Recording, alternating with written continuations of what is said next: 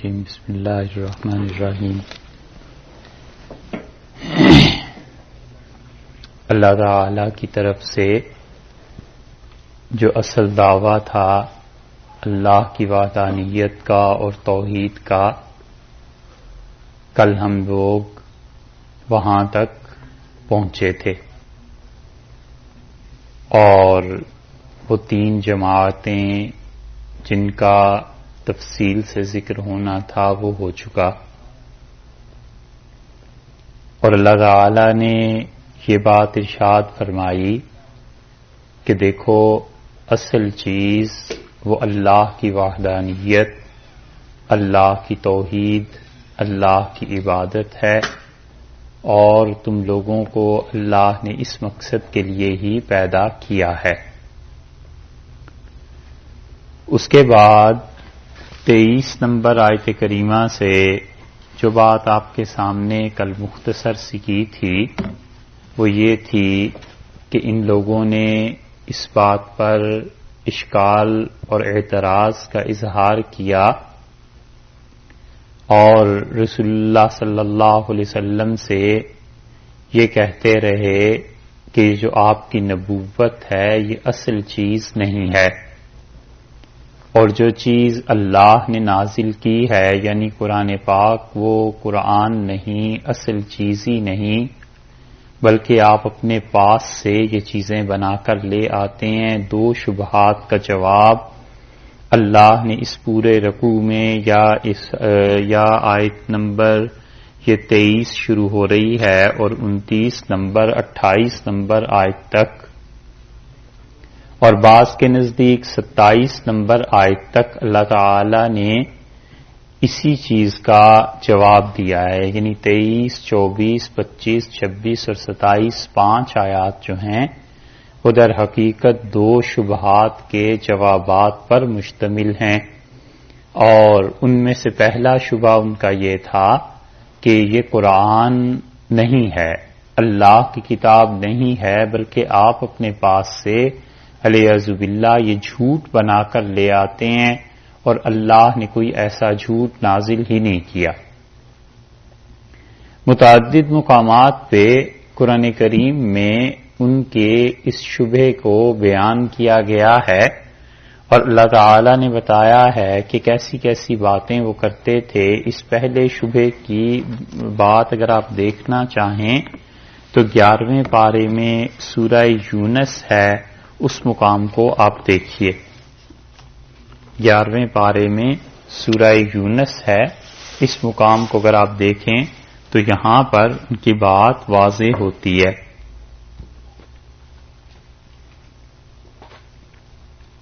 11واں پارہ سورہ یونس اور آیت نمبر 38 ہے اس کی۔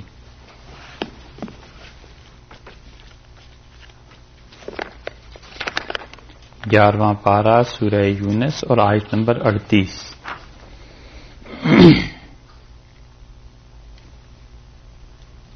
ملی جی؟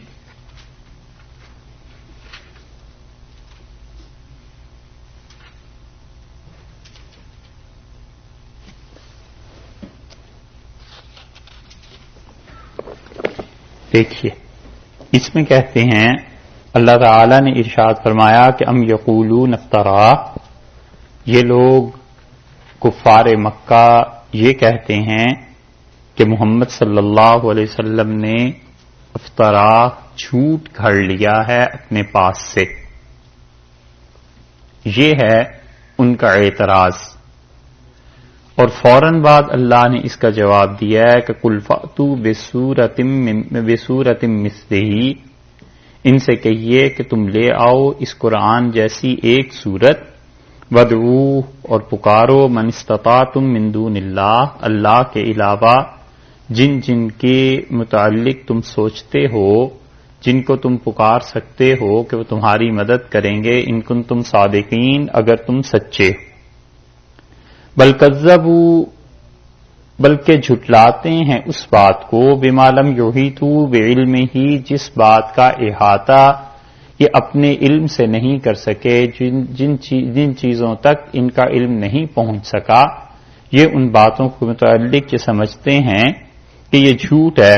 وَلَمَّا يَأْتِهِمْ تَأْوِيلُهُ اور ابھی تک ان کے پاس آخری فیصلہ نہیں آیا. كَذَلِكَ كَذَّبَ الَّذِينَ مِن قَبْلِهِمْ اور اسی طرح جھٹلاتے تھے وہ بھی جو ان سے پہلے تھے. فَانظُرْ كَيْفَ كَانَ عَاقِبَةُ الظَّالِمِينَ اور دیکھو وہ ظالموں کا انجام کیا ہوا. وَمِنْهُمْ اور ان کفار میں سے ہی ایسے ہیں مشرکین میں سے مَن يُؤْمِنُ بِهِ جو اس قرآن پر ایمان لے آئے ہیں اور آپ کے پیروکار ہو گئے ہیں. وَمِنْهُمْ اور کچھ ایسے بھی ہیں مَن لَا يُؤْمِنُ بِهِ جو اس پر ایمان نہیں لایا. وَرَبُّكَ عَالَمُ بِالْمُفْسِدِينَ اور تمہارا پروردگار اچھی طرح جانتا ہے ان کو جو مفسد ہیں فساد کرتے ہیں. اس آیت میں ایک چیز آپ اور غور کر لیجئے گا. کل جس کو ہم نے تفصیل سے بات کی تھی یہ منہم جو آخری ہے نا اور ان میں سے کچھ لوگ ایسے ہیں. اب ہم کی ضمیر تو آ گئی جمع کی تو مطلب یہ ہوا کہ ان میں سے کچھ ایسے ہیں تو آگے بھی جمع کی ضمیر ہونی چاہیے کوئی. آگے اللہ نے واحد کر دیا مَن لَا يُؤْمِنُ بِهِ جو اس پر ایمان نہیں لاتا. ان میں کچھ ایسے ہیں جو اس پر ایمان نہیں لاتا. ہونا تو یہ چاہیے تھا کہ کچھ ایسے ہیں جو ایمان نہیں لاتے. جب جمع کی ضمیر پیچھے کو آ رہی ہے تو آگے بھی جمع ہونی چاہیے تھی لیکن آگے اللہ نے جمع کی بجائے واحد کر دیا. اور یہ وہ چیز ہے جس پہ کل بات کی تھی کہ قرآن کا اسلوب یہ ہے. تو یہاں پر اعتراض ان کا نقل کیا کہ وہ کہتے ہیں یہ قرآن اللہ کی جانب سے نہیں ہے بلکہ رسول اللہ صلی اللہ علیہ وسلم اپنے پاس سے اسے بنا لیتے ہیں. اسی اعتراض کو دوسری جگہ اچھا یہاں جواب دیا ہے کہ اچھا اگر ایسے ہی ہے تو تم بھی ایک صورت بنا لو. یہ جواب یہاں دیا ہے. اسی اعتراض کو اگر آپ آگے دیکھیں دوبارہ تو سورہ زخرف میں ہے 25ویں پارے میں ہے اور یہ دونوں صورتیں مکہ مکرمہ میں نازل ہوئی ہیں. 25ویں پارے میں پھر ان کا یہ اعتراض اللہ نے دہرایا ہے. اور سورہ زخرف سورت کا نمبر ہے 43 نمبر سورت.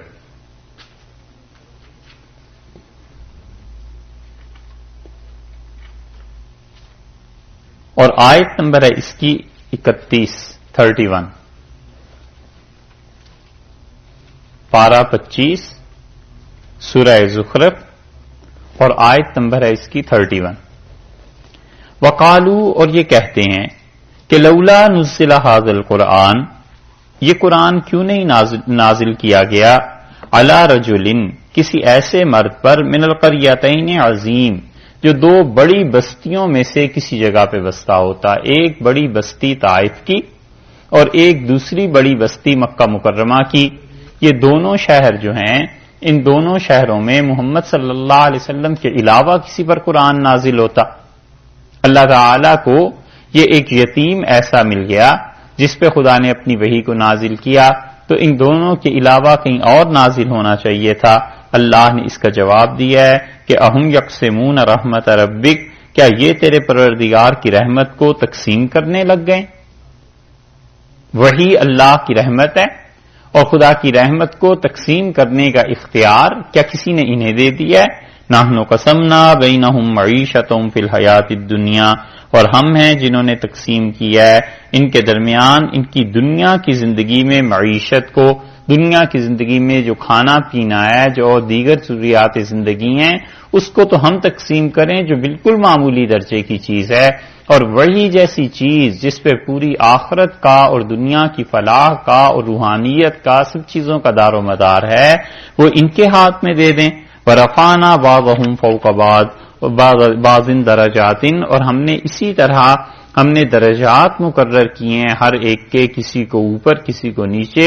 لِيَتَّخِذَ بَعْضُهُمْ بَعْضًا سُخْرِيًّا تاکہ لوگ ایک دوسرے کے تحت رہ کے کام کرتے رہیں. وَرَحْمَتُ رَبِّكَ خَيْرٌ مِّمَّا يَجْمَعُونَ اور تیرے پروردگار کی رحمت سب چیزوں سے جو کچھ ان کے پاس ہے اس سے اچھی ہے جو یہ جمع کرتے ہیں.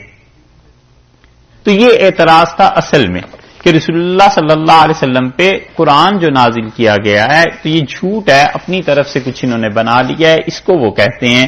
اب دیکھیے اس کا جواب اللہ نے یہاں دیا ہے. یہ ہے وہ پہلا اشکال ان کا جس کے متعلق یہاں سے بات شروع ہو رہی ہے 23 نمبر آیت سے اور یہ چلتی چلی جائے گی آگے 27 نمبر آیت کریمہ تک. دو شبہات ہیں. پہلا شبہ اس میں سے یہ ہے وَإِن كُنتُم، اور دوسرا شبہ جو ہے وہ 26ویں آیت سے شروع ہوتا ہے، وہاں پہنچیں گے تو انشاءاللہ اس کی تشریح عرض کریں گے۔ وَإِن كُنتُم، اللہ تعالی نے فرمایا ہے کہ اگر تمہیں شبہ ہے، فی ریبٍ، تم کسی شک میں ہو، مما، وہ چیز، اس کے بارے میں جو ہم نے نزلنا، نازل کی ہے۔ اگر تمہیں کوئی شک ہے، شک کی ایک قسم پہلے گزر چکی، جب سورہ بقرہ شروع کی تھی تو اس وقت میں نے آپ سے عرض کیا تھا کہ شک کی دو قسمیں ہوتی ہیں، ایک قسم وہ گزر چکی، دوسری قسم کا جواب یہاں پہ آ رہا ہے کہ در حقیقت اس کتاب میں تو کوئی شک نہیں، مگر کوئی شک کرنے والا اس پہ شک کرنا چاہے تو اس کا کیا حل ہے؟ اللہ نے اس کا جواب دیا ہے۔ اللہ نے کہا کہ اچھا، اصل میں تو کوئی شک نہیں، مگر کوئی شک کرنے والا یہ شک کرتا ہے کہ یہ قرآن اللہ کی جانب سے نہیں ہے، تو پھر اس طرح کر لو کہ مما نزلنا علی عبدنا، جو چیز ہم نے نازل کی ہے اپنے بندے پر، فاتو، لے آؤ، بسورتن، ایک سورت، من مثلہ، اس سے ملتی جلتی ایک سورت تم لے آؤ۔ دو چیزیں اس کی تفسیر میں بیان کی گئی ہیں۔ ایک چیز تو یہ بیان کی گئی ہے کہ اللہ تعالی نے جو کہا ہے کہ تم اس سے ملتی جلتی ایک سورت لے آؤ، تو یہ کس اعتبار سے کہا ہے؟ یعنی قرآن کی کون سا پہلو ایسا ہے کہ جس پہلو سے کوئی مشرکین مکہ میں سے یا عربوں میں سے کوئی بھی صورت نہیں بنا سکا؟ تو اس کا جواب مفسرین نے یہ دیا ہے کہ وہ کہتے ہیں یعنی اس قرآن جیسی عظیم صورت کوئی ایک بنا کر لے آؤ، یہ کہیے کہ قرآن پاک جیسی ایک صورت تم بنا کے لے آؤ جو فصاحت میں، بلاغت میں، کلام میں، ادب میں، ہر طرح سے ایسی صورت ہو۔ اور بعض مفسرین اس طرف گئے ہیں کہ تم اس قرآن جیسی ایک صورت ایسی بنا کر لے آؤ جس میں تمہارے متعلق آگے کی بھی باتیں ہوں۔ قرآن جو پیشن گوئیاں جیسے کرتا ہے کہ آئندہ کو یہ ہونے والا ہے، تم بھی ایک صورت ایسی بنا کر لے آؤ جس میں ایسی چیزیں موجود ہوں، ایک صورت صرف تم ایسی بنا کر لے آؤ، اور یہ تب مانیں گے کہ الیاذ باللہ یہ جھوٹ ہے اور تم ہرگز ایسی صورت نہیں بنا سکتے۔ اللہ تعالی نے ان کافروں کو مکہ مکرمہ میں 3 مرتبہ یہ چیلنج دیا ہے، اگرچہ زیادہ بھی ہو سکتا ہے اگر قرآن پاک کی آیات کو دیکھا جائے، لیکن سب سے پہلا چیلنج جو تھا وہ انہیں دیا گیا تھا سورہ بنی اسرائیل میں 15ویں پارے میں۔ آپ دیکھیے کہ یہ آیات کس ترتیب سے چلی ہیں۔ 15ویں پارے میں سورہ بنی اسرائیل میں سب سے پہلے اللہ تعالی نے ان سے یہ بات کی ہے، اور سورہ بنی اسرائیل 15ویں پارے میں ہی جہاں پر وہ پہنچ کے مکمل ہو رہی ہے، 17 نمبر سورہ ہے، تقریباً مکمل ہونے سے کچھ پہلے، وہاں اللہ تعالی نے پہلی مرتبہ ان کافروں کو چیلنج کیا۔ سورہ بنی اسرائیل 15واں پارہ اور آیت نمبر ہے اس کی 88۔ یہ عروج سے چلیں، بالکل ایک انتہا سے چلیں، اور آہستہ آہستہ خدا کا مطالبہ ان سے کم ہوتا چلا گیا ہے۔ پہلی چیلنج میں یہ بات آئی جو سورہ بنی اسرائیل 15ویں پارے کی 88 نمبر آیت میں ہے۔ اللہ تعالی نے فرمایا کہ کل، آپ ان سے کہیے، لئن اجتمعت الانس والجن، اگر تمہارے سارے انسان والجن اور جنات جتنے بھی ہیں سب مل کر جمع ہو جائیں، الا ان یاتو، الا یعنی اس بات کے اوپر، اس بات کو طے کر لیں کہ ان یاتو وہ لے آئیں گے، بمثل ھذا القرآن، اس قرآن جیسی ایک کتاب وہ لے آئیں گے، سارے انسان مل جائیں اور سارے جنات مل جائیں، لا یاتون بمثلہ، وہ ہرگز اس قرآن جیسا کوئی قرآن نہیں لا سکتے، ولو کان بعضهم لبعض ظہیرا، اگرچہ ان میں سے بعض جو ہیں وہ اپنی قوم کے دوسروں کے بعض کے ظہیر مددگار بن جائیں، اس قرآن جیسی ایک کتاب پورے انسان پورے جن مل کر زور لگا لیں نہیں بنا سکتے۔ لے آؤ قرآن ایسا۔ مکہ میں مشرکین کے سامنے یہ آیات پڑھی جاتی تھی اور انہیں بتایا جاتا تھا کہ جو کچھ تم کر رہے ہو اور رسول اللہ صلی اللہ علیہ وسلم کی مخالفت ہے تو تم اس طرح کرو کہ اس کتاب جیسی ایک کتاب لے آؤ تاکہ بات ہی ختم ہو جائے، پتہ چل جائے کہ محمد صلی اللہ علیہ وسلم کا پیغام علیہ باللہ یہ جھوٹ پر مبنی ہے یا سچ پر مبنی ہے؟ اگر یہ جھوٹ ہے تو تم بھی تو انسان ہو، گھڑ لو تم بھی ایک ایسا جھوٹ۔ اور اگر یہ سچ ہے اور یقیناً سچ ہے تو پھر کیا ہوگا؟ اس کا جواب سورہ بقرہ میں دیا ہے۔ یہاں اللہ نے چیلنج کیا ہے کہ ساری انسانیت اور جنات مل جائیں اور اس جیسا ایک قرآن لے آئیں، نہیں لا سکے۔ اب قرآن کا مطالبہ اس سے کم ہو گیا، اور مطالبہ جو کم ہوا ہے اس سے، اس کو آپ دیکھیے سورہ ہود ہے 12ویں پارے میں۔ اللہ تعالی نے سورہ ہود کے بالکل آغاز میں، جہاں سے یہ سورہ مبارکہ شروع ہو رہی ہے، 11ویں پارے سے شروع ہوتی ہے اگرچہ، 12ویں پارے کا بالکل پہلی آیت بلکہ جہاں سے شروع ہو رہی ہے، یہاں سے آپ دیکھیے 12واں پارہ جہاں سے شروع ہو رہا ہے۔ اس 12ویں پارے میں سورہ ہود کی 13ویں آیت میں اللہ تعالی نے اس بات کو کم کر دیا ہے۔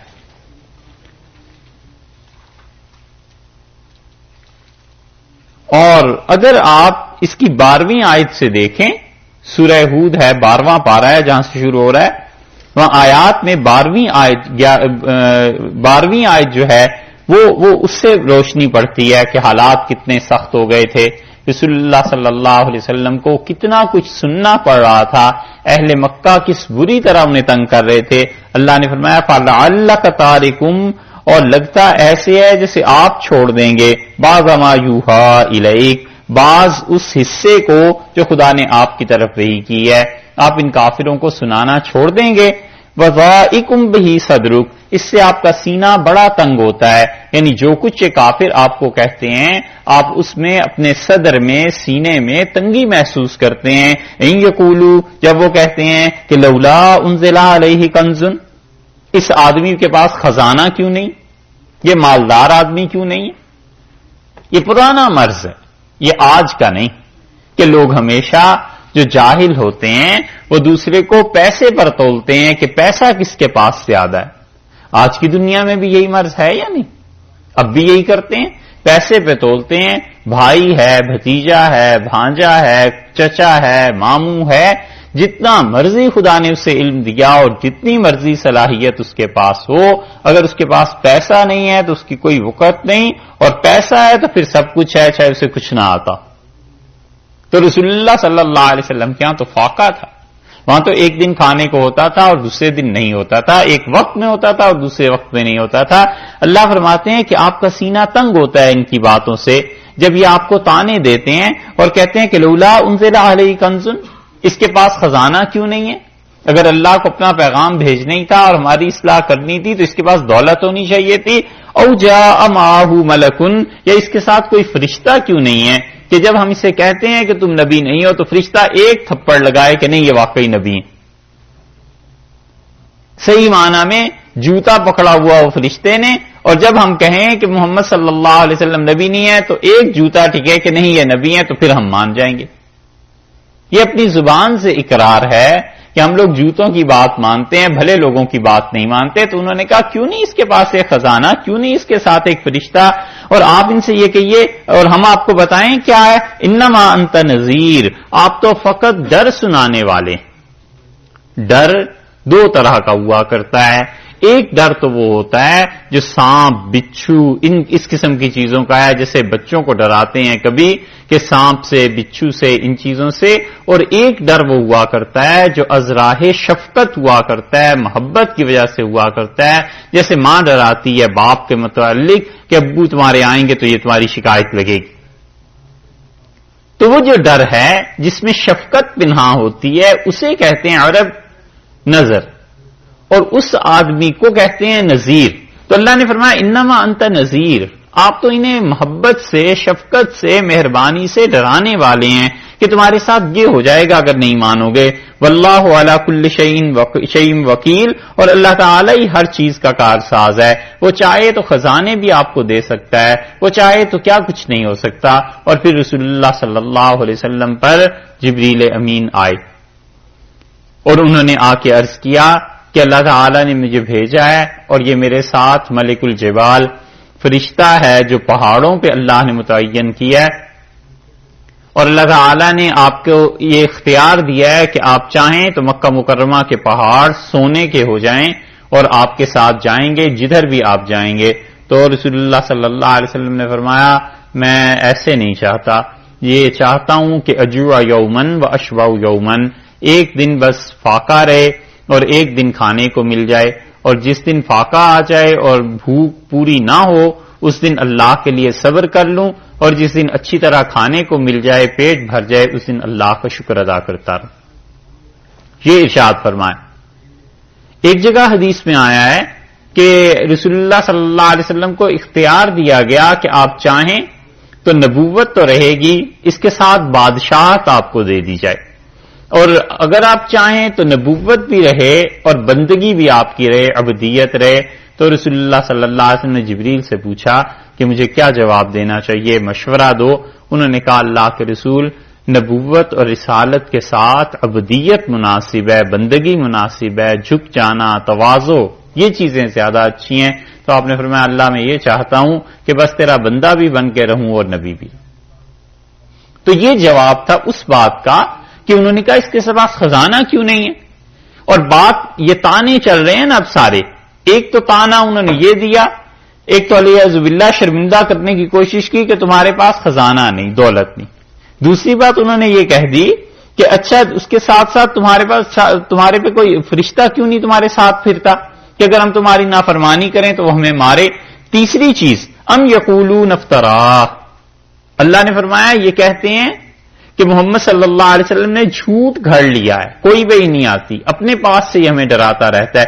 ٹھیک یہی الفاظ سورہ یونس میں بھی تھے نا کہ وہ کہتے ہیں جھوٹ گھڑ لیا. یہاں بھی یہی الفاظ ہیں، قل فاتو، انہیں کہیے کہ لے آؤ بعشر سور مثلہ، اس قرآن جیسی 10 صورتیں لے آؤ، مفتریات، تم کہتے ہو گھڑی ہوئی ہیں، تم بھی گھڑ کے 10 صورتیں بنا لو. جب بات انسانوں ہی پہ ہے اور جب بات عربوں پہ ہی ہے اور جب بات فصاحت اور بلاغت کی اور شاعری کی اور اس قسم کی ہے تو محمد صلی اللہ علیہ وسلم کے مقابلے میں ایک شاعر لے آؤ اور تم بھی ایسی 10 صورتیں بنا کر لیا. وَدْعُوا مَنِ اسْتَطَعْتُم مِّن دُونِ اللَّهِ، اللہ نے کیسا چیلنج کیا ہے.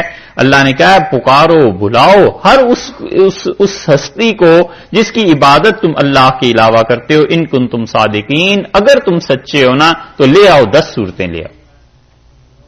یہ کفار مکہ کوئی بہرے نہیں تھے اور دن دہاڑے ڈنکے کی چوٹ پہ یہ چیلنج کیے جا رہے تھے اور ان کی ہمت نہیں پڑی کہ ایک صورت بھی بنا کے لے آتے، حالانکہ انہیں بھی پتا تھی ساری صورتحال.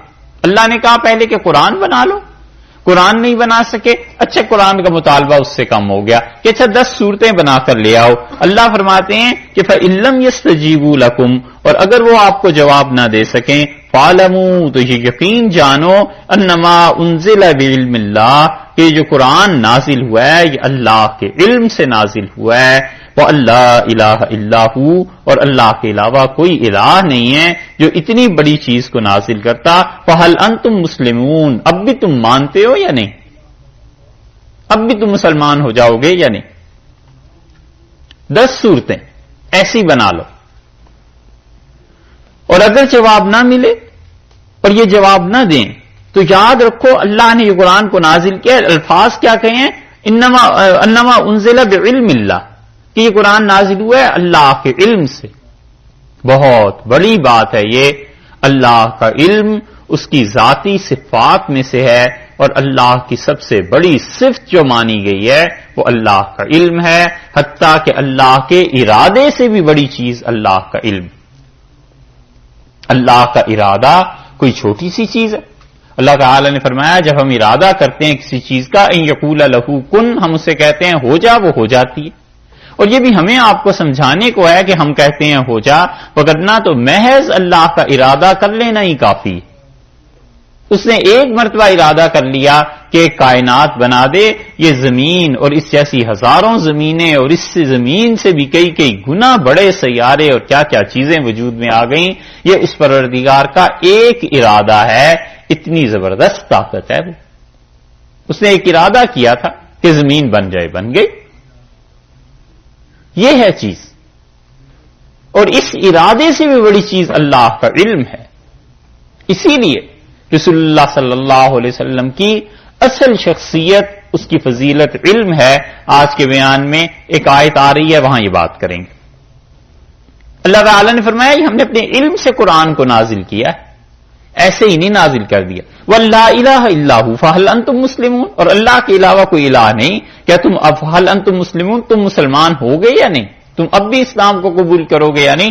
10 صورتوں کا تقاضا مطالبہ آ گیا کہ 10 صورتیں لے آؤ، 10 بھی نہیں لا سکتے، اس پہ آ جاؤ. وَإِن كُنتُمْ فِي رَيْبٍ مِّمَّا نَزَّلْنَا عَلَىٰ عَبْدِنَا، اور اگر تمہیں شبہ ہو اس چیز کے بارے میں جو ہم نے نازل کیا اپنے بندے پر، فَأْتُوا بِسُورَةٍ مِّن مِّثْلِهِ، تم اس جیسی ایک صورت بنا کر لے آؤ. اس جیسی ایک صورت بنانے کا مطلب یہ ہے کہ ایسی صورت بنا کر لے آؤ جو حقیقت میں قرآن پاک کا توڑ ہو، فصاحت میں، بلاغت میں، علم معانی میں، بدیع میں، کمال میں، ہر چیز میں قرآن جیسی ایک صورت بنا کے لے آؤ. اور ان عربوں کے ہاں کلام کا یہ زور تھا کہ یہ حج کے موقع پر جمع ہوتے تھے اور ایک ان میں سے کوئی قصیدہ پڑھتا تھا اور بڑے بڑے شعراء ان کے بیٹھتے تھے اور ادیب، اور کلام ان کا بڑا بلند سمجھا جاتا تھا، اور جو قصیدہ پہلے نمبر پر آتا تھا اسے معلق کر دیتے تھے بیت اللہ کے ساتھ، اور وہ چیلنج ہوتا تھا کہ اس جیسا قصیدہ آئندہ سال کوئی لے کے آئے. اور ایسے بھی ہوا ہے کہ کئی برس ایک قصیدہ لٹکا رہا ہے اور عرب اس کے مقابلے میں دوسرا قصیدہ نہیں لا سکے.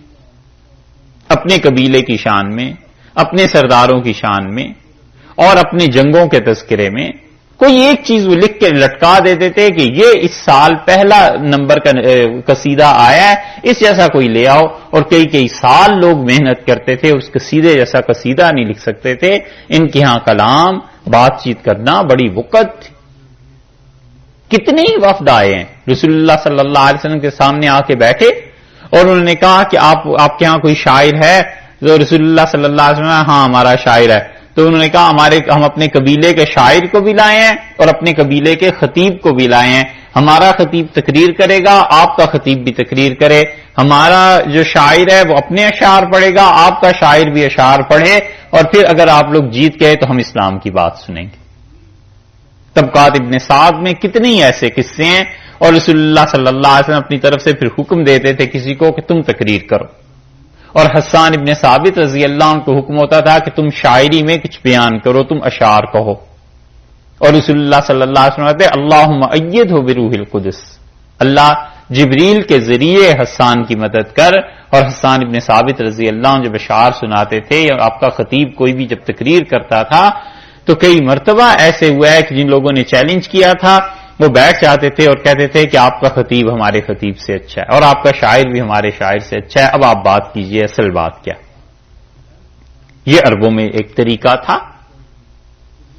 اللہ نے ان سب کے سامنے یہ کہا. یہ دونوں باتیں جو ہم بیان کر رہے ہیں، ان کے ادبا اور ان کے شعراء کی بات اور اسی طرح ان کے قصیدوں کی بات، یہ کہنے کا مقصد یہ ہے کہ اللہ نے دن دہاڑے انہیں چیلنج دیا. کوئی قرآن چھپی ہوئی چیز تو نہیں تھی. اللہ نے کہا لے آؤ ایک سورت اس کے مقابلے میں لے آؤ. اور اگر کوئی سورت عرب لائے ہوتے تو ضرور محفوظ ہوتی، کوئی نہ کوئی تو اس کا تذکرہ کرتا. رسول اللہ صلی اللہ علیہ وسلم جتنے اعتراضات ہیں قرآن اس کا تذکرہ کرتا ہے. آپ نے دیکھا نا یہ اعتراض ہوا نا کہ آپ کے پاس خزانہ نہیں ہے، پیسے نہیں ہے، قرآن نے اس کا ذکر کر دیا.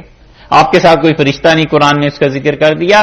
یہ تو 2 4 5 10 باتیں قرآن سے ثابت ہوں گی. حدیث میں کئی طرح کی باتیں آئی ہیں کہ رسول اللہ صلی اللہ علیہ وسلم کے پاس فلاں کافر آیا، اس نے یہ اعتراض کیا، فلاں آیا اس نے یہ اعتراض کیا.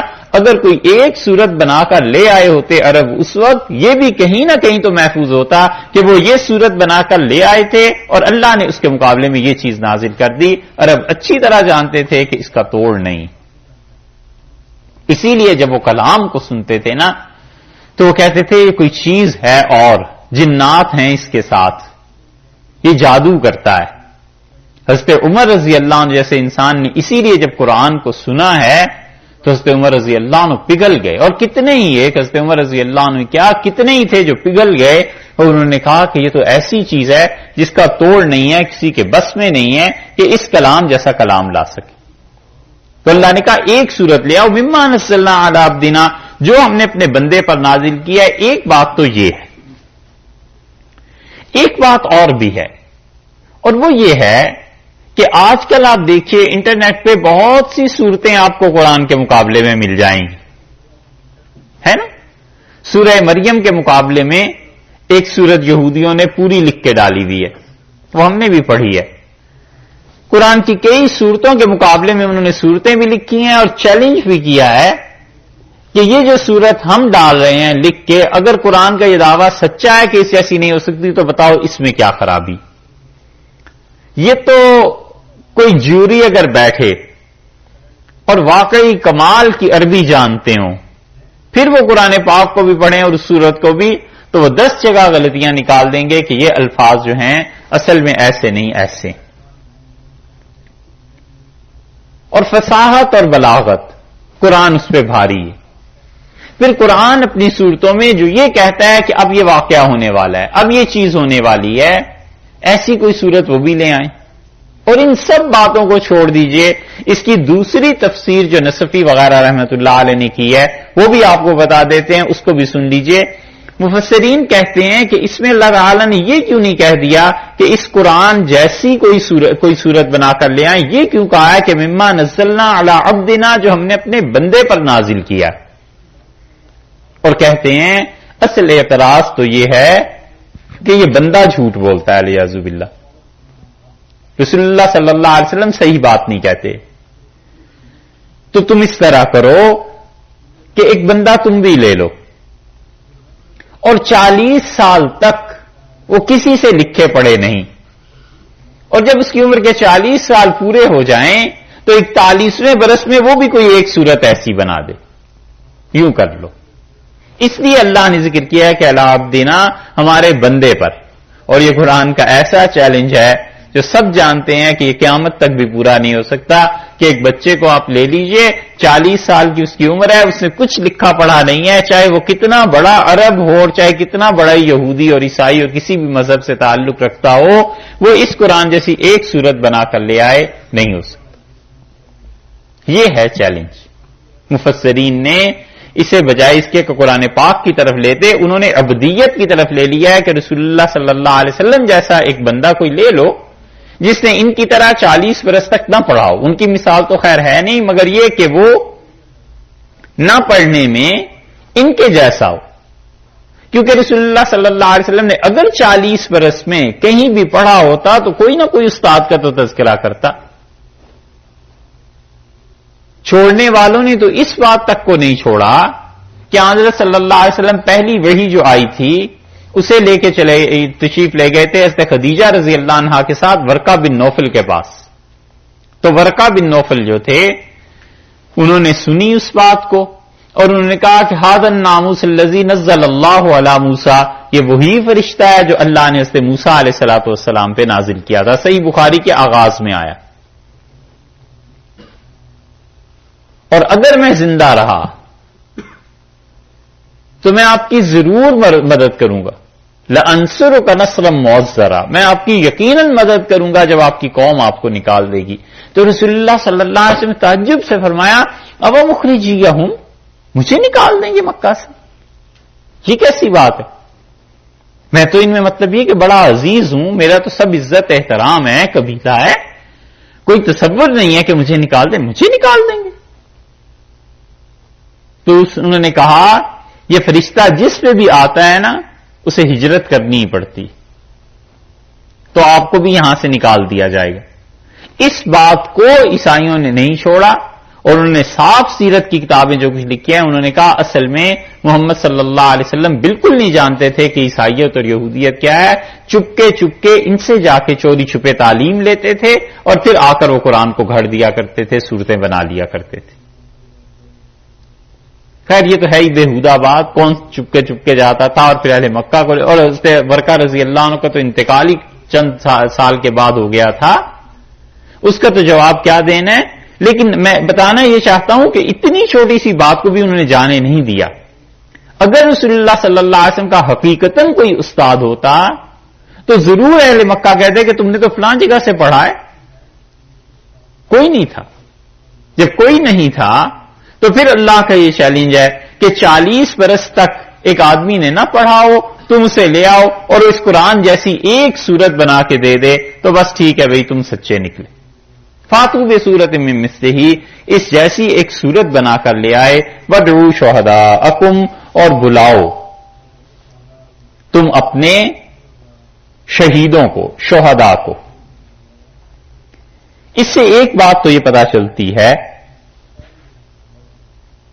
کہ اقامت دین کے لیے دلائل کا قائم کرنا درست ہے، دین کو سمجھانے کے لیے اور دین کی وضاحت کے لیے کہ یہ واقعی اللہ کا دین ہے، دلائل کا دینا یہ درست ہے، کیونکہ قرآن نے نہ صرف یہ کہ دلائل دیے، چیلنج کیا۔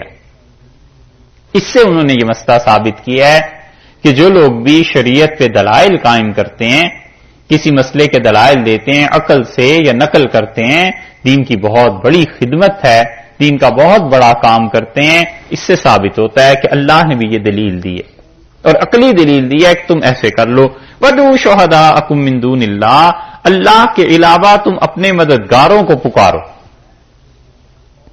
ابھی آپ دیکھ چکے ہیں کہ وہاں پر تھا کہ 10 صورتیں، اور جن جن کو تم پکار سکتے ہو پکارو، جن جن کو بلا سکتے ہو بلاؤ۔ مفسرین نے ایک تو اس کی تفسیر یہ کی ہے کہ عربوں کا یہ عقیدہ تھا کہ یہ جتنے شعراء ہوتے ہیں ان کے ساتھ کوئی جن ہوتا ہے جو ہمیں نظر نہیں آتا، اور چپکے چپکے اس کے کان میں باتیں ڈالتا رہتا ہے اور وہ اشعار کے ذریعے ہمیں بتاتا ہے۔ وہ کہتے تھے الہام ہوتا ہے اور جنات کی طرف سے ہوتا ہے۔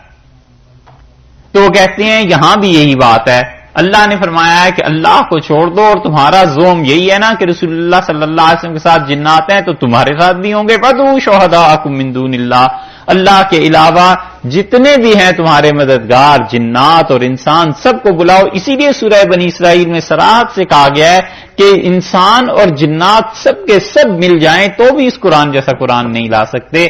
اصل میں عربوں کی اس عقیدے پہ زد ہے کہ تم سمجھتے ہو محمد صلی اللہ علیہ وسلم کی مدد جنات کرتے ہیں، اللہ کو چھوڑ کے باقی جتنے تمہارے ظہیر، تمہارے مددگار ہیں ان کو بلاؤ، ان کنتم صادقین، اگر تم سچے ہو۔ کیا معنی؟ 2 ترجمے کیے گئے ہیں۔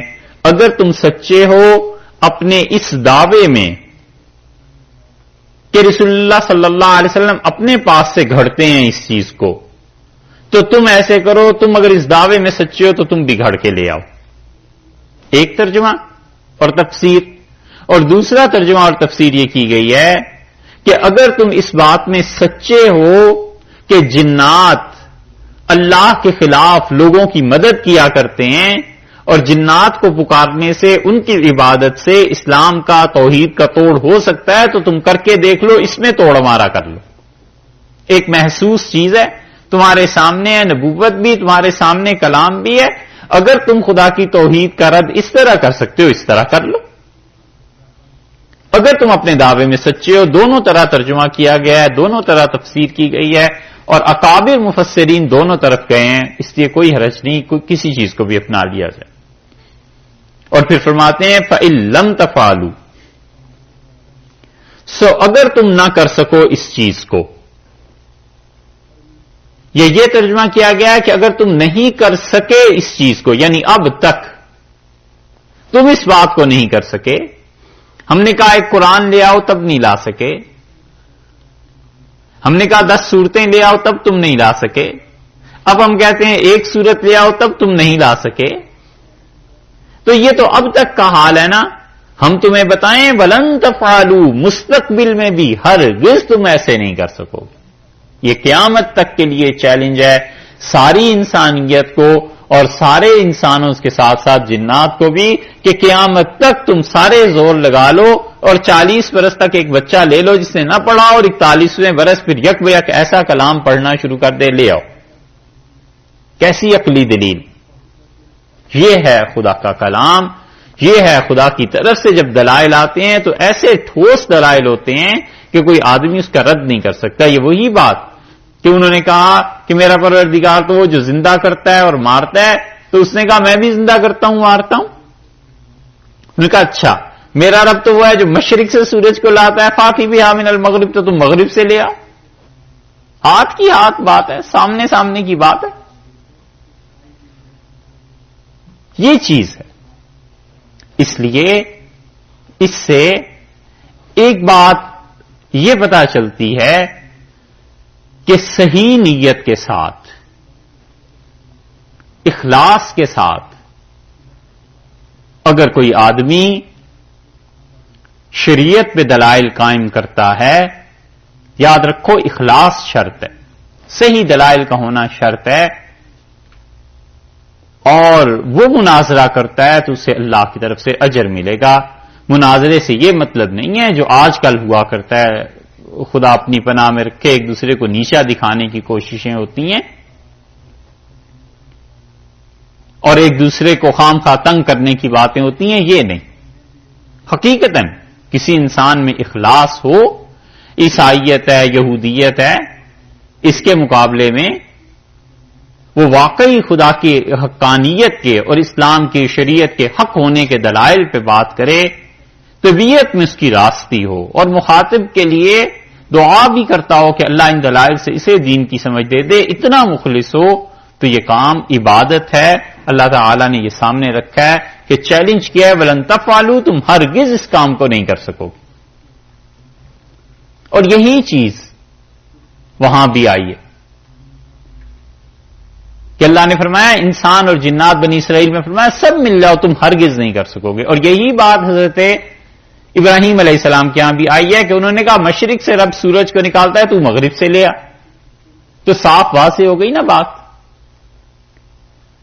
پرانے بزرگوں میں بڑا اخلاص تھا، اسی لیے وہ ہندوؤں سے، عیسائیوں سے، یہودیوں سے جو مناظرے کرتے تھے تو بعض اوقات ایسی بات کرتے تھے جس سے دوسرا بالکل شرمندہ ہو جاتا تھا، تو شرمندہ تو ہونا ہی ہے جب بات حق کی ہوگی اور اس کی توڑ نہیں ہو سکے گا۔ میرٹھ میں ایک ہندو تھا برہمن، اور مسلمانوں کا اس نے گویا ناطقہ بند کر رکھا تھا، سارے شہر میں ہوگی کوئی آج سے 70-80 برس قبل کی بات، سارے شہر میں ہر ایک کو جا جا کے مسجدوں میں چیلنج کرتا تھا کہ ارے تمہارے پاس کوئی دلیل ہے تو آؤ اسلام کے لیے میرے ساتھ بحث کر لو۔ تو جب میرٹھ والے تنگ آئے تو انہوں نے سہارنپور گئے، عظمہ خلیل احمد صاحب سہارنپوری رحمۃ اللہ علیہ کی خدمت میں، اور کہا حضرت ہندو برہمن ہے اور وہ رسول اللہ صلی اللہ علیہ وسلم پہ بڑے شدید اعتراض کرتا ہے اور عربی کی ہماری کتابیں ان کا حوالہ دیتا ہے، تو کیا کریں؟ مسلمان بڑے پریشان ہیں، اور وہ چیلنج کرتا ہے کہ کوئی آ کے بحث کرے۔ تو حضرت مولانا خلیل احمد صاحب رحمۃ اللہ علیہ نے اس زمانے میں مولانا اسد اللہ صاحب کو بھیجا، اور مولانا اسد اللہ صاحب رحمۃ اللہ علیہ جو تھے وہ اس وقت ان کی حالت یہ تھی کہ وہ صرف پڑھتے تھے حضرت کے پاس، اور داڑھی مونچھ ابھی نہیں آئی تھی، بالکل یعنی بالکل ابھی نوجوانی کی ابتدا تھی، آغاز تھا۔ تو حضرت نے فرمایا اس لڑکے کو لے جاؤ اور اس برہمن سے بات کراؤ۔ مولانا اسد اللہ صاحب جب میرٹھ پہنچے تو مسلمان جو نہیں گئے تھے انہوں نے دانتوں میں انگلیاں دے لی کہ یہ لڑکا کیا مقابلہ کرے گا اس برہمن سے، وہ تو گھاگ ہے۔ تو انہوں نے کہا رے اس کو نہ بٹھاؤ اس برہمن کے سامنے، وہ تو بڑا پرانا ماہر ہے ان چیزوں کا، اور یہ لڑکا جواب نہ دے سکا تو اسلام بدنام ہوگا اور ہم ہار جائیں گے۔ لیکن جو باقی لوگ تھے انہوں نے کہا حضرت نے بھیجا ہے تو سوچ سمجھ کے ہی بھیجا ہوگا، ہونے دو، اللہ کے قبضے میں ہے، اختیار اللہ کا ہے کیا ہونا ہے۔ تو ہے سمجھنے کی بات، ہم اس کی تشریح کر بھی نہیں سکتے۔ تو جب مناظرہ شروع ہوا تو تھوڑی دیر تو بات چیت ہوئی، پھر وہ برہمن بولا اور کہنے لگا ابے لونڈے تیری کیا اوقات ہے، جا تجھ جیسے تو بڑوں بڑوں کو ہم نے نیچا دکھا دیا۔ تو مولانا کو اللہ نے بڑی ذہانت دی تھی، میز پہ چڑھ کے کھڑے ہو گئے اور کہنے لگے واہ واہ برہمن جی بہت اچھی بات کی، ہم تو سب سے پہلے آپ کا نیچا دیکھیں گے پھر بات کریں گے، آپ نے تو بڑوں بڑوں کو نیچا دکھایا، ہم تو چھوٹے ہیں ہمیں بھی نیچا دکھا دیجئے۔ جب چند مرتبہ انہوں نے یہ بات کی تو لوگ ہنس ہنس کے پاگل ہو رہے تھے۔ برہمن کو سمجھ آئی تو تھوڑی دیر بعد اس نے کہا میری جان چھوڑو، میں تم سے بحث نہیں کرتا۔ انہوں نے کہا نہیں ہم نیچا دیکھیں گے، آپ جو بار بار کہہ رہے تھے نیچا دکھا دو تو نیچا سے دیکھ کے پھر آگے کو بات چلے گی۔ تو مناظرے کی باتیں ہوتی ایسے ہی ہیں، یہ اس لیے سنا رہا ہوں کہ ہوتا یوں ہی ہے. لیکن جس انسان کی طبیعت میں اخلاص ہو، اللہ کے ساتھ تعلق ہو، اور وہ چاہے کہ خدا کے دین کو غالب کرے اور لوگوں کو جواب دے کہ بھئی یہ کیا فضول بک بک کی باتیں ہیں اور لوگوں کو کیوں خراب کرتے ہو، اس انسان کا اللہ کے ہاں اجر ہے. اور اس کی ثبوت اس آیت سے ہے کہ اللہ نے فرمایا وَلَن تَفْعَلُوا، ہرگز تم یہ نہیں کر سکو گے تو فَاتَّقُوا النَّارَ. پھر دیکھو فا جو آیا ہے نا، اس کا مطلب ہے سو، اردو والا سو. بس ایسے کرو، بچو، اپنے آپ کو بچاؤ اس آگ سے التی وقودھا، جس کا ایندھن الناس انسان ہوں گے، والحجارہ اور پتھر ہوں گے. وہ آگ اس کو بھڑکایا جائے گا انسانوں کو ڈال کے، اور وہ آگ اس کو بھڑکایا جائے گا پتھروں کو ڈال کے. تم اپنے آپ کو بچاؤ اس سے. ہجارہ سے مراد پتھر، اور مفسرین کہتے ہیں وہ بت اور پتھر جن کی عبادت کی جاتی تھی وہ ڈال دیے جائیں گے. تو جب دیکھیں گے کہ اپنے گھر میں اسی بت کو تو رکھ کے پوجتے تھے، اپنے محلے کا جو مندر بنا ہوا تھا اس میں یہی بت تو تھا اور وہی جلے گا اور اسی سے آگ بھڑکے گی، تو کیسی حسرت میں اضافہ ہوگا کہ کل تک جن کی عبادت کرتے رہے آج انہی کے ذریعے ہمیں عذاب مل رہا. اس کی تائید کہ یہ وہی پتھر ہوں گے جن کی عبادت کی جاتی رہی ہے سورہ انبیاء سے بھی ہوتی ہے. 17ویں پارے میں آپ دیکھیے سورہ انبیاء ہے وہ اس جگہ سے حل ہو جاتی ہے. اگر یاد رہے گا اس موقع پہ تو اس آیت کی پھر تشریح نہیں ہوگی، بس یہاں سے حل ہو جائے گی. 17ویں پارے میں سورہ انبیاء ہے، اس میں یہ بات آئی ہے.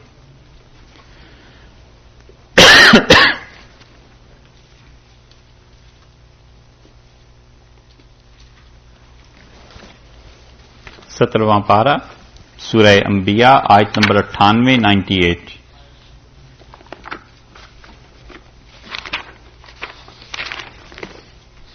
سورت کا نمبر ہے 21 21.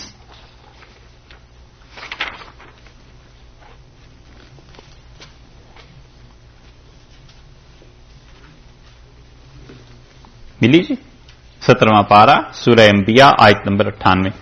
اللہ تعالی نے فرمایا انکم، اے کافرو بلا شبہ تم لوگ، وما تعبدون من دون اللہ، اور جن جن کی عبادت کی گئی اللہ کے علاوہ، حسب جہنم، یہ سب جہنم کا ایندھن ہے. اب عبادت تو اللہ کے علاوہ آپ نے پڑھا تھا کہ بہت بہت اللہ کے اچھے بندوں کی بھی کی گئی، تو یہ آیت ان کے متعلق تو نہیں ہو سکتی. تو پھر لا محالہ وہ درخت اور وہ پتھر اور وہ بے جان چیزیں جن کی عبادت اللہ کے علاوہ کی جاتی تھی، اللہ نے فرمایا حسب جہنم، وہ جہنم کا ایندھن ہے. انتم لہا واردون، اور تم یقیناً اس جہنم میں وارد ہوگے، تم بھی جا کر اس کو دیکھو گے. یہ ان مشرکین سے اللہ نے تخاطب کیا ہے، مخاطب ہیں جو مشرکین ان چیزوں کی عبادت کرتے تھے. اور وہاں جا کر کیا ہوگا؟ لو کان ہؤلاء آلہۃ، وہاں جا کر حسرت ہوگی شرک کرنے والوں کو کہ اے کاش لو کان ہؤلاء آلہۃ، اگر یہ ہمارے خدا ہوتے، ما وردوہا، تو یہ کبھی بھی نہ آتے اس میں جہنم میں، وکلن فیہا خالدون، اور سب کے سب اس میں ہمیشہ ہمیشہ رہیں گے. یہ ہے دلیل اس کی جو یہاں پر بات کی گئی ہے کہ دیکھو وقودھا الناس والحجارہ، وہ آگ ایسی ہوگی کہ اس کا ایندھن انسان ہوں گے اور پتھر ہوں گے. اعدت للکافرین، اور وہ آگ بنائی گئی ہے کافروں کے واسطے. یہ للکافرین جو ہے نا کہ کافروں کے لیے، اور اعدت کا لفظ یہ بتاتا ہے، اس سے ثابت کیا ہے مفسرین نے کہ وہ کہتے ہیں اعدت کا مطلب یہ ہے کہ خاص طور پہ کافروں کے لیے جہنم ہے، اللہ نے ایمان والوں کے لیے جہنم کو بنایا ہی نہیں. اس لیے فرمایا کہ اعدت للکافرین، یہ جہنم تو کافروں کے لیے بنائی گئی ہے، مسلمانوں کے لیے نہیں. جو مسلمان اپنے گناہوں سے، شامت اعمال سے اور کسی وجہ سے جائے گا بھی، وہ نکال لیا جائے گا. وہ تو ایسے ہی ہے جیسے کسی کو سزا اس لیے دی جاتی ہے کہ وہ انسان بنے، تہذیب اختیار کر لے. کسی اسٹوڈنٹ کو، کسی طالب علم کو سزا دے دیتے ہیں، وہ اسی لیے ہوتی کہ سزا اصل دینا مقصد نہیں، اس نے جو غلطی کی ہے بس اس کا خمیازہ بھگتے. وبشر الذین آمنوا، اور بشارت دیجئے ان لوگوں کو جو ایمان لائے. اچھا، ایک بات اس میں رہ گئی، اعدت للکافرین، خاص طور پہ اللہ نے کہا نا کہ کافروں کے لیے بنائی گئی. آپ دیکھیے قرآن پاک میں اور آیات بھی اس طرح کی آئی ہیں. تیسرے پارے میں فرمایا کہ لا یصلاها الا الاشقى الذی کذب وتولی، کہ جہنم میں نہیں جائے گا کوئی بھی سوائے اس کے جو شقی ہے، بدبخت ہے، جس نے کذب وتولی، جھوٹ بھی بولا رسول اللہ صلی اللہ علیہ وسلم کو، اسلام کو جھٹلایا اور منہ پھیر کے چل دیا جب ہدایت اس کے پاس آئی. تو اس سے معلوم ہوا کہ اصل میں عذاب تو کافروں کے لیے ہے، مومن کے لیے تو عارضی بات ہے، مستقل اور دائمی نہیں. اس لیے آگے فرماتے ہیں وبشر الذین آمنوا وعملوا الصالحات، اور بشارت دے ان کو جو ایمان لائے اور جنہوں نے نیک اعمال کیے، ان لہم جنات تجری، کہ ان کے واسطے ہیں باغات. یہ لام جو ہے نا لہم، ان کے واسطے، اس کا مطلب یہ ہے کہ ان کا حق بنتا ہے، استحقاق ہے ان کا. یہاں پہ ایک اصول کی بحث مفسرین نے کی ہے، اس کا خلاصہ آپ سے عرض کریں. وہ کہتے ہیں کہ اللہ پر کسی کا حق بنتا ہے یا نہیں بنتا. معتزلہ کا مسلک یہ تھا کہ وہ کہتے تھے کہ اللہ کے ذمے یہ ضروری ہے، یہ حق بنتا ہے کہ انسانوں کو صرف انہی چیزوں کا حکم دے جو انسانوں کے لیے فائدہ مند ہے، اور اللہ کا یہ حق بنتا ہے کہ اللہ تعالی ان چیزوں کا حکم نہ دے جو انسانوں کے لیے نقصان دے. معتزلہ کے مقابلے میں اہل سنت والجماعت نے یہ کہا کہ اللہ کا کوئی حق نہیں بنتا، اور اللہ کو ہم کسی چیز کا پابند نہیں کر سکتے. وہ چاہے تو ان چیزوں کا حکم دے جو انسانوں کے لیے نقصان دہ ہیں، اور چاہے تو ان چیزوں کا حکم دے جو انسانوں کے لیے فائدہ مند ہیں. ہاں، وہ چیز جو اللہ نے خود اپنے فضل سے، اپنی مہربانی سے اپنے لیے خود ہی لازم کر لی ہے، اس کا حق ہے. ان لہم جنات تجری، کہ ان کے لیے وہ جنت ہے جس کے وہ مستحق ہیں، ان کا حق بنتا ہے. یہ حق جو ہے اس کی بنیاد ان کے اعمال اور ان کی ذات نہیں، بلکہ اس کی بنیاد محض وہ وعدہ ہے جو اللہ نے مسلمانوں سے، ایمان والوں سے کیا ہے، اس کی مہربانی. اس نے کہا ہے کہ حقاً علینا نصر المومنین، ہمارے ذمے، ہمارے لیے یہ ضروری ہے کہ ہم ایمان والوں کی مدد کریں، اور اگر نہ کرے تو کوئی پوچھ سکتا ہے کہ جی آپ نے کہا تھا کہ ضروری ہے تو کیوں نہیں کی؟ کوئی نہیں اللہ سے پوچھ سکتا. اللہ تو اللہ ہے، سارے اختیارات اس کے ہیں. تمام تر عبادتوں کو رد کر کے جہنم میں کسی کو پھینک دے تو یہ اس کا عدل ہے، لوگ اس کی مخلوق ہیں، قطعاً اس کا ظلم نہیں ہے. اور تمام گناہوں کو معاف کر کے جنت میں لے جائے تو کوئی پوچھ سکتا ہے کیوں جنت میں بھیجا؟ اس لیے ہمارا عقیدہ یہ ہے کہ اللہ کے ذمے کوئی چیز بھی لازم نہیں ہے، ضروری نہیں. ہاں، اس نے مہربانی سے جو چیزیں خود فرما دیا ہے کہ میں ایسے کروں گا، یہ اس کی مہربانی ہے. تو لہم کا ترجمہ یہ جو ہے نا کہ ان لہم جنات تجری، ان کے لیے ہیں ضروری وہ باغات جن میں وہ جائیں گے جنت میں. تو اس کا مطلب یہ ہے کہ ہمارے ذاتی اعمال اور ہماری اپنی ذات، اس کا کوئی حق نہیں بنتا. یہ بربنائے فضل الہی ہے کہ اللہ کا فضل ہے، اس نے وعدہ فرما لیا ہے. من تحتها الانہار، جن میں نہریں بہ رہی ہوں گی. نہر کا مطلب دریا، دریا بہ رہے ہوں گے. کئی جگہ اس کا تذکرہ آیا ہے. سورہ محمد صلی اللہ علیہ وسلم میں اللہ تعالی نے 4 قسم کے دریاؤں کا ذکر کیا ہے. اللہ نے فرمایا ہے کہ من عسل مصفا، شہد کے دریا بہا دیے ہم نے. لبن لم یتغیر طعمہ، دودھ کے دریا بہا دیے ہیں جن کا ذائقہ خراب نہیں ہوتا. اور شراب، اس کے دریا بہا دیے. 2 چیزیں ہیں شراب میں، ایک ہے نشہ اور ایک ہے سرور، خوشی، مستی کی کیفیت. اللہ نے ایک چیز کی نفی کیا، لا غول فیہا، اللہ نے کہا اسے پی کے نشہ نہیں آئے گا. تو سرور ہے اس میں، وہ کیفیت ہے خوشی کی، نشہ نہیں ہے. اسی لیے ایک جگہ فرمایا کہ لا غول فیہا، ولا هم عنها ينزفون، اس میں نہ نشہ ہے اور نہ پی کے لوگ اسے بہکیں گے، یہ چیز نہیں ہے. اور جو سرور اور خوشی ہے وہ اللہ نے اس میں رکھی ہے. تو الغرض قرآن میں کئی جگہ یہ چیزیں آئی ہیں، جب انشاءاللہ پڑھتے رہیں گے تو ساتھ ساتھ آتی رہیں گی. من تحتها الانہار کلما رزقوا، جب بھی وہ کھانے کے لیے دیے جائیں گے، منہا اس میں سے، یعنی جنت میں سے جب انہیں کھانے کے لیے کوئی چیز دی جائے گی، من ثمراتن، کوئی بھی چیز، کوئی بھی پھل، رزقن، پھلوں میں سے کوئی پھل دیا جائے گا. نصفی رحمت اللہ علیہ نے کہا ہے کہ اس کا یہ مطلب نہیں ہے کہ ایک پھل دیا جائے گا، اس کا مطلب یہ ہے کہ پوری ایک نوع دی جائے گی، ایک جنس پوری پھلوں کی دی جائے گی. مثلا ایک انار، ایک سیب نہیں دیا جائے گا، بلکہ پھلوں میں سے کچھ پھل کھانے کو دیے جائیں گے، جیسے سیب کی پوری فصل دے دی. جیسے انار ہے تو اس کی جتنی بھی اقسام ہیں خدا نے ساری کسی جنتی کو دے دی. جو بھی چیزیں کھانے کے لیے جب دی جائیں گی، قالو، وہ کہیں گے، ھذا الذی، یہ تو وہ کھانا ہے، رزقنا من قبل، جو اس سے پہلے بھی ہم کھا چکے ہیں. یہ جو کہیں گے، پہلی بحث تو یہ ہے کہ کہیں گے کیسے، اور دوسری بات یہ ہے کہ وہ کہیں گے اس سے پہلے ہم نے کھایا ہے. تو یہ قالو سے مراد یہ ضروری نہیں ہے کہ وہ اہل جنت اپنے منہ سے اس بات کو کہیں. یہ قالو کا جو لفظ ہے نا قرآن پاک میں، یہ ضروری نہیں ہے کہ اس کا قائل بھی کوئی ہو، کوئی بولنے والا ہو. بسا اوقات قرآن اس کا اطلاق کہ اس نے کہا اس پہ نہیں کرتا کہ زبان سے کہا. یہ بہت کام آئے گی بات کہیں آپ کو. قرآن پاک میں اس طرح بھی ہوتا ہے کہ جیسے یہ اہل جنت کا قول ہے، ممکن ہے قابل سماعت ہو، کیونکہ کلام، بات، قول اسی کو کہتے ہیں نا کہ اس نے کہا، یعنی مطلب کوئی سننے والا تھا اس نے سنا.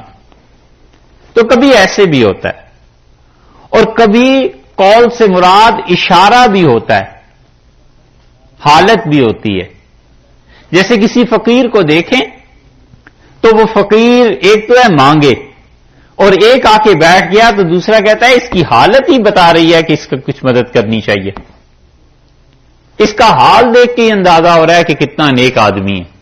تو وہ اسے اردو لغت میں کہتے ہیں کہ زبان حال سے اس نے یہ بات کہی. ٹھیک، منہ سے نہیں بولا، زبان حال سے یہ بات کہی. قرآن نے اس کو کہا ہے. آپ دیکھیے سورہ مریم میں 16ویں پارے میں آئی ہے سورہ مریم، اس میں ایک جگہ آپ کو دکھاتے ہیں. سورہ مریم پارہ 16،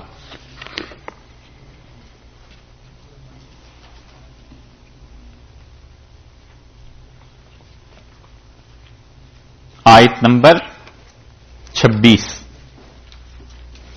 سورہ مریم پارہ 16 اور آیت نمبر 26.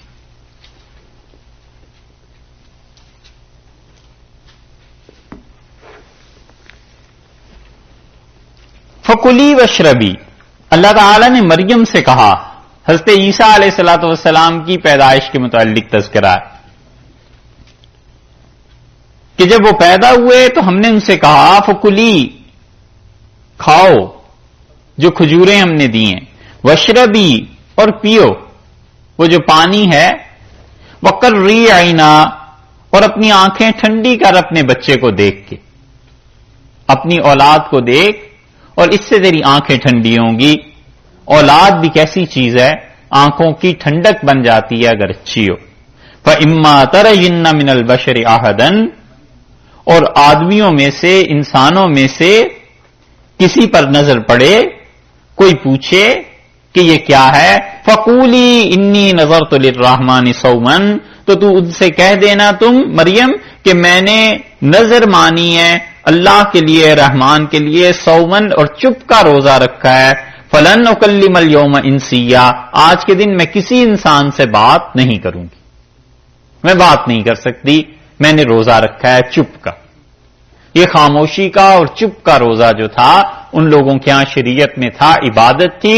اس پہ بعض مفسرین کہتے ہیں کہ وہ چپ خاموشی جو تھی نا ان کی، خاموش رہنا، یہی چیز تھی کہ دیکھنے والے کو پتا چل جاتا تھا کہ یہ روزے سے ہیں، ہم بات کر رہے ہیں اور یہ جواب نہیں دے رہی، تو یہ زبان حال سے کہنا ہے کہ میں جو تم سے بات نہیں کر رہی تو میں نے آج روزہ رکھا ہوا ہے، میں کسی سے بات نہیں کروں.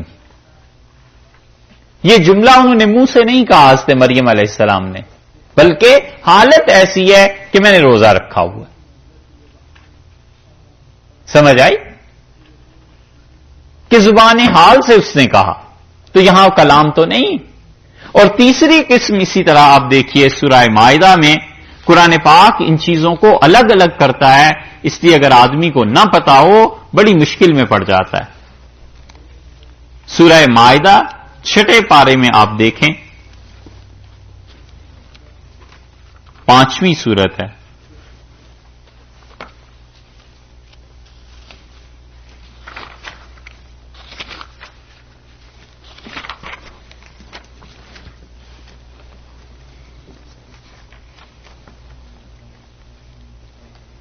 باون نمبر آیت ہے.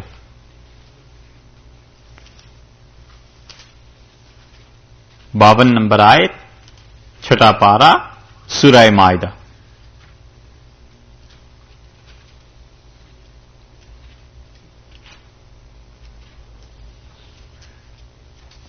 فطر الذین، یہودیوں اور عیسائیوں کا تذکرہ چل رہا ہے. 51 نمبر آیت سے اگر آپ دیکھیں تو زیادہ واضح ہو جائے گی بات. یا ایھا الذین آمنوا، اے ایمان والو، لا تتخذوا اليہود والنصارى اولیاء، یہودیوں اور عیسائیوں کو اپنا دوست مت بنانا. بعضهم اولیاء بعض، اور ان میں سے کچھ ایسے ہیں جو ایک دوسرے کے سب لوگ دوست ہیں. ومن یتولہم منکم، اور تم میں سے جس نے اپنے کام ان کے حوالے کر دیے، فإنہ منہم، وہ بھی انہی کے ساتھ شمار کیا جائے گا. ان اللہ لا یہدی القوم الظالمین، اور اللہ تعالی ظالموں کو ہدایت نہیں دیتا. اس آیت میں یہ جو کہا جا رہا ہے کہ انہیں دوست مت بنانا، اس کی کچھ تشریح ہے. 3-4 قسم کے روابط ہیں جن میں سے کچھ جائز ہیں، کچھ ناجائز ہیں. انشاءاللہ اس مقام پہ پہنچیں گے تو آپ سے عرض کریں گے. فطر الذین فی قلوبہم مرض، اور تم ان لوگوں کو دیکھو جن کے دلوں میں مرض ہے. مراد منافق ہیں، ان کے دلوں میں مرض ہے نا. یہ سورہ بقرہ میں گزرا نا کل یا پرسوں. یسارعون فیہم، وہ ان سے دوستیاں، ان تعلقات کو بڑھانے کی کوششوں میں لگے ہوئے ہیں. یقولون نخشی ان تصیبنا دائرہ، یقولون وہ کہتے ہیں. اب یہ یقولون سے پتا چلتا ہے کہ شاید انہوں نے زبان سے کہا ہوگا نا. آگے دیکھیے قرآن کیا کہتا ہے. وہ کہتے ہیں کہ اگر ہم نے ان سے دوستی نہ رکھی تو تصیبنا دائرہ، ہم بڑی مصیبت میں پڑ جائیں گے، زمانے کے حالات ہمیں تنگ کر دیں گے. فعسى اللہ ان یاتی بالفتح، ان قریب ممکن ہے کہ اللہ فتح تمہیں دے دے. او امر من عنده، یا وہ حکم نافذ کر دے جو اللہ کے اپنے علم میں ہے. تو یہ جو کچھ انہوں نے کہا تھا کہ حالات یہودیوں اور عیسائیوں کے حق میں، تو یہ کہنا فَيُصْبِحُوا عَلَى مَا أَسَرُّوا فِي أَنفُسِهِمْ، تو جو چیز انہوں نے اپنے دل میں چھپا کر رکھی ہوئی تھی، نادمین، یہ اس پہ شرمندہ ہوں گے اگر مسلمانوں کو غلبہ مل گیا. تو جو چیز چھپا کے اپنے دل میں رکھی تھی، أَسَرُّوا فِي أَنفُسِهِمْ، اس کو اللہ نے کہا ہے یقولون، وہ یہ کہتے ہیں. اور آگے چل کے اسی آیت میں فرمایا انہوں نے اپنے دل میں چھپا کے رکھی تھی. اس کا مطلب یہ ہے کہ آدمی جو بات اپنے دل میں اپنے سے کرتا ہے، چھپی ہوئی بات ہے، قرآن کبھی کبھی اس کو بھی قول کے لفظ سے تعبیر کرتا ہے. قرآن کہتا ہے اس نے یہ بات کہی ہے، اور حقیقت میں زبان سے تلفظ نہیں ہوتا. سمجھ میں آئی؟ ٹھیک، یہ 3 طرح کی چیزیں ہو گئیں. اب آئیے اس آیت پہ. یہ قالو، وہ کہیں گے جنتی. کیسے کہیں گے؟ ایک دوسرے سے کہیں گے یا اپنے جی میں کہیں گے. جب وہ دیکھیں گے ان پھلوں کو، اپنے جی میں کہیں گے کہ ھذا الذی رزقنا من قبل، یہ وہ چیز ہے جو اس سے پہلے ہمیں دی گئی. یہ پھل تو ہم نے پہلے بھی کھائے ہیں. کہاں کھائے ہیں؟ یا تو جنتی کا تذکرہ کریں گے کہ جنت میں بھی کھائے ہیں، کل بھی یہ کھائے تھے، یا فلاں دن بھی یہ کھائے تھے، یا کچھ عرصہ ہوا ہم نے کھائے ہیں. اور یا یہ کہ دنیا میں کھائے ہیں. اور اللہ نے فرمایا وَأُوتُوا بِهِ مُتَشَابِهًا، اور انہیں ملتے جلتے پھل دیے جائیں گے جن کی شکلیں ملتی جلتی ہوں. جیسے دنیا میں ایک سیب تھا ویسے سیب وہاں بھی دیے جائیں گے، جیسے یہاں انار تھا وہاں بھی دی جائیں گی چیزیں. لیکن فرق اتنا سا ہے کہ وہ ذائقہ اور وہ ان پھلوں میں اور ان پھلوں میں سوائے نام کے اور کوئی چیز مشترک نہیں. اور یہ اس لیے کیا جائے گا تاکہ غیر مانوس نہ ہو، انس رہے، اجنبی نہ ہو. جیسے آپ کسی آدمی کو آج بھی وہ پھل دے دیں جو ان کے اپنے علاقے میں پیدا نہیں ہوتا. بہت سے لوگ جب یہاں آتے ہیں تو چیری کبھی دیکھی نہیں ہوتی، کھانے کے لیے تردد ہوتا ہے کہ پتہ نہیں اس کا ذائقہ کیسا ہوگا. تو اسی طرح اہل جنت کو یہ زحمت بھی نہیں دی گئی کہ وہ کسی ایسی چیز کو دیکھیں جس چیز کو انہوں نے پہلے سے چکھا ہوا نہ ہو. تو فرمایا کہ ہم ملتے جلتے پھل انہیں دیں گے. وَلَهُمْ فِيهَا أَزْوَاجٌ، اور ان کو بیویاں ملیں گی مطہرۃ پاکیزہ.